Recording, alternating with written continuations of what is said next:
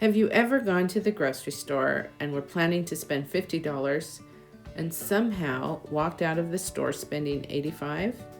You had a list, you had a plan, but then there was a sale on snacks, or a frozen pizza looked convenient, or the bakery section smelled amazing. Before you knew it, your grocery budget was gone. If you're trying to feed 2 people on a tight budget like I am, those extra purchases can completely derail your week. That's why today I want to share one of the most powerful grocery budgeting tools I've ever used. Cash. Not a debit card, not a credit card, actual cash. Now before you click away thinking this sounds old-fashioned, hear me out. I want to welcome you to the Spendwise Moms channel, your homemaking resource hub. If you're new here, my goal is to feed 2 people on about $50 per week while still making meals that are nutritious, practical, and enjoyable. Today I'm sharing why cash has become one of the easiest and most effective tools for controlling my grocery shopping. The biggest reason I use cash is simple. Cash creates a real limit. If I take $50 into the store, I only have $50 to spend. That's it. There's no, oh, I'll just grab one more thing, or, oh, this is only $3, or I'll figure it out later. The money is in my wallet, and that is the money that I have available. When I use a card, it's easy to tap and ignore the fact that I've gone over my budget. The consequences won't show up until later when I end up having less money available for other things we need. Cash makes me accountable at the moment. Researchers often talk about something called the pain of pain. When you use cash, you actually feel the transaction. You see the bills leaving your wallet. You watch the amount of money that you have getting smaller. That small psychological difference can have a surprisingly big impact on spending decisions. For example, let's say I'm standing in front of a display of cookies that cost $6. Do I want them? Sure I do.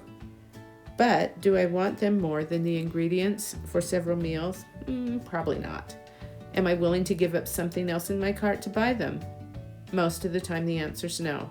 The truth is, most grocery budgets aren't destroyed by one huge purchase. They're destroyed by lots of little purchases. A drink here, a candy bar there, a convenience item, a frozen treat, a bakery item. Individually, none of these purchases are very expensive, but together, they can easily add up to $15, $20, or even $30 for your grocery trip. So for someone who's trying to stay within a $50 budget, that's a major problem. Using cash forces me to look at those purchases differently. And I've found that I'm much less likely to toss random items into my cart. Another benefit of using cash is that it encourages better planning before I even leave the house. When I know I only have $50 available, I naturally spend more time preparing. I check the pantry, I look in the freezer, I make a meal plan, I create a shopping list, I compare prices, and I think about ingredients that can be used for multiple meals. For example, a bag of rice can be used for stir-fry, soup, and burrito bowls. A whole chicken can be stretched over several different meals. Every dollar has a purpose, and honestly, that's where the real savings happens. The savings don't start in the store, they start at home. One thing I noticed after switching to cash is that I wasted less food because I became more intentional about what I bought. Instead of grabbing things because they looked good at the moment, I focused on buying foods I actually plan to use. When food gets thrown away, we're not just wasting food, we're wasting money.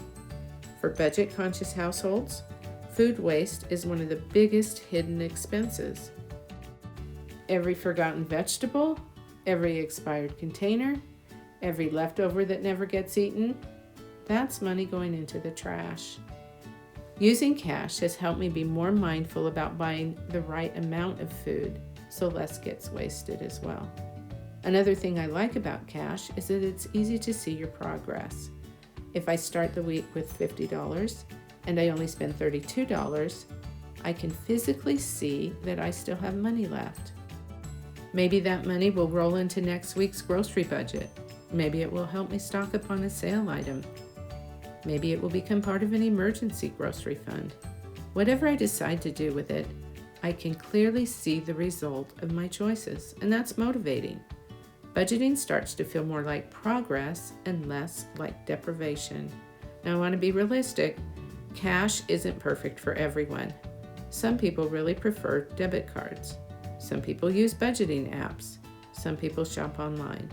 You have to find the system that works best for you.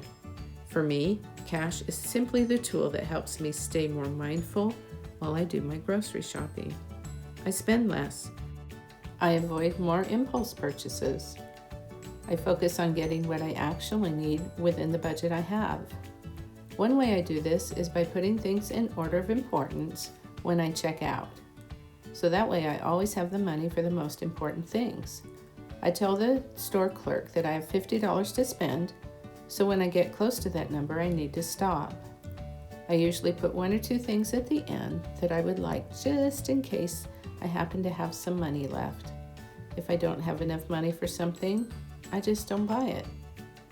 If you're struggling to stay within your grocery budget, consider trying cash for a few weeks and see what happens. You might be surprised by the difference. But at the end of the day, using cash won't magically make your groceries cheaper, but it can help you make better decisions with the money you already have. And when you're working with a limited budget, that matters.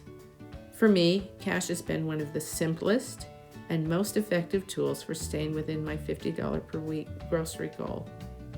It helps me to plan better, to avoid impulse purchases, and to waste less food. And most importantly, it helps me stay accountable to the budget I've set.